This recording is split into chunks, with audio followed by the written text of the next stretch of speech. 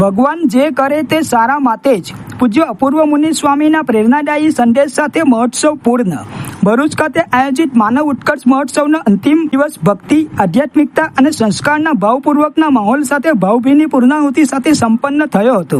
કાર્યક્રમની શરૂઆત જોરદાર જયનાદ સાથે કરવામાં આવી હતી. ત્યારબાદ સંતો અને યુવા વૃંદ દ્વારા ધૂન, પ્રાર્થના અને સ્તુતિ રજૂ કરવામાં આવી હતી.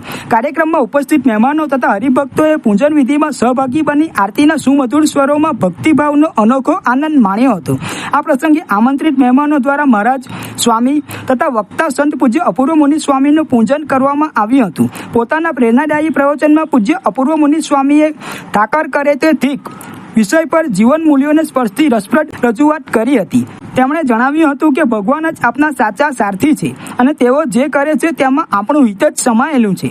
પ્રવચનમાં ગુણાતીતાનંદ સ્વામી તથા પ્રમુખ સ્વામી મહારાજના જીવન પ્રસંગો દ્વારા જીવનમાં ફરિયાદ મુક્ત અને સકારાત્મક અભિગમ અપનાવવાનો સંદેશ આપવામાં આવ્યો હતો. ભગવાન મળ્યા, ગુરુ મળ્યા, હવે શાની તકલીફ જેવા વિચારોથી આધ્યાત્મિક જીવન જીવવાની પ્રેરણા આપવામાં આવી હતી. સંતોએ જણાવ્યું હતું કે આજનો માનવી શારીરિક દુઃખ કરતાં માનસિક તણાવ અને અપેક્ષાઓથી વધુ પીડાય છે.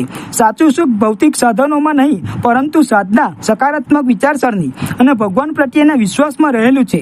Enjoy every moment of your life નો સંદેશ આપતા તેમણે જીવનને સકારાત્મક દિશામાં આગળ વધારવાની પ્રેરણા આપી હતી. હિન્દુ ધર્મના મૂળ સિદ્ધાંતો અંગે વાત કરતા તેમણે કર્મ સિદ્ધાંત, મૂર્તિ પૂજા, અવતારવાદ અને પુનર્જન્મ જેવી માન્યતાઓનું મહત્વ સમજાવ્યું હતું. સંતો અને શાસ્ત્રો પ્રત્યે વિશ્વાસ રાખી પરમાત્માની અનુભૂતિ કરવી જરૂરી હોવાનું પણ જણાવ્યું હતું. યતો ધર્મસ્તતો જયઃ ના સૂત્ર સાથે ધર્મ માર્ગે ચાલવાથી જીવનમાં સફળતા અને શાંતિ પ્રાપ્ત થાય છે એવો સંદેશ આપવામાં આવ્યો હતો. કાર્યક્રમ દરમિયાન પારિવારિક ઉત્કર્ષ અને સંસ્કાર અંગેના પ્રદર્શનોએ વિશેષ આકર્ષણ જમાવ્યું હતું. અનેક લોકોએ પ્રેમવતી દ્વારા સમૂહ ભોજનનો લાભ લીધો હતો. સમૂહ પ્રાર્થના, સત્સંગ યજ્ઞ અને પરિવાર મૂલ્યોના સંદેશ સાથે કાર્યક્રમમાં આધ્યાત્મિક ઉર્જાનો માહોલ સર્જાયો હતો. આ પ્રસંગે અનેક લોકોએ વ્યસન મુક્તિનો સંકલ્પ કર્યો હતો તેમજ રક્તદાન અને અંગદાન માટે પણ પ્રતિબદ્ધતા વ્યક્ત કરી હતી. સમગ્ર મહોત્સવ દરમિયાન ભક્તિ, સંસ્કાર અને માનવ ઉત્કર્ષના સંદેશ સાથે ઉપસ્થિત સૌએ આધ્યાત્મિક આનંદનો અનુભવ કર્યો હતો.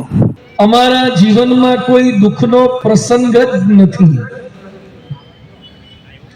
આ બોલવું બહુ કઠિન છે. કપટ, કદાચ મુખોટું પહેરીને બોલી શકાય, પરંતુ જ્યારે તમારું જીવન જાહેર જીવન હોય અને એ સમયે લાખો લોકો તમને મોનિટર કરતા હોય,